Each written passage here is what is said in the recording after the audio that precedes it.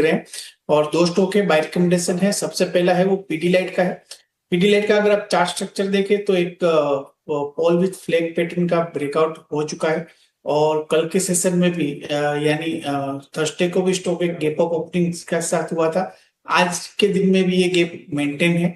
और मुझे लग रहा है कि जिस तरह से वॉल्यूम एक्टिविटी पिछले 2 दिनों से देख रही है और ब्रेकआउट आया है, पीडीलाइट को यहाँ से शॉर्ट टर्म नजरिए से बाय करना चाहिए। नीचे की तरफ जो स्टॉप लॉस लगाना है वो 1590 का लगाना है।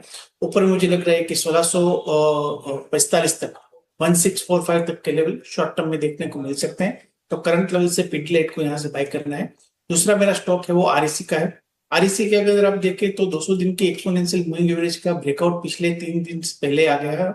और स्टॉक कंटिन्यूअसली 200 दिन की एक्सपोनेंशियल मूविंग एवरेज के ऊपर ट्रेड कर रहा है। जिस तरह से वॉल्यूम एक्टिविटी देखने को मिली है और जिस तरह से स्टॉक रेजिस्टेंस के ऊपर क्लोज होने में सक्षम है, मुझे लग रहा है कि आने वाले दिनों के अंदर स्टॉक के अंदर एक मोमेंटम देखने को मिल सकता है। तो आरईसी के अंदर करंट लेवल से बाय रिकमेंडेशन है। नीचे की तरफ जो स्टॉप लॉस लगाना है वो 360 का लगाना है। ऊपर मुझे लग रहा है कि 378 तक के टारगेट शॉर्ट टर्म में देखने को मिल सकते हैं।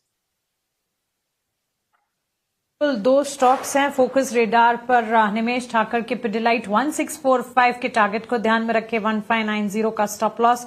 और आरईसी पीएफसी तो आज फोकस रेडार पर भी है। पीएफसी बोर्ड ने आरईसी के मर्जर को मंजूरी दे दी है। इसके ठीक बाद एक्सपर्ट्स के फोकस रेडार पर उनके आइडियाज में शामिल होते हुए आरईसी का स्टॉक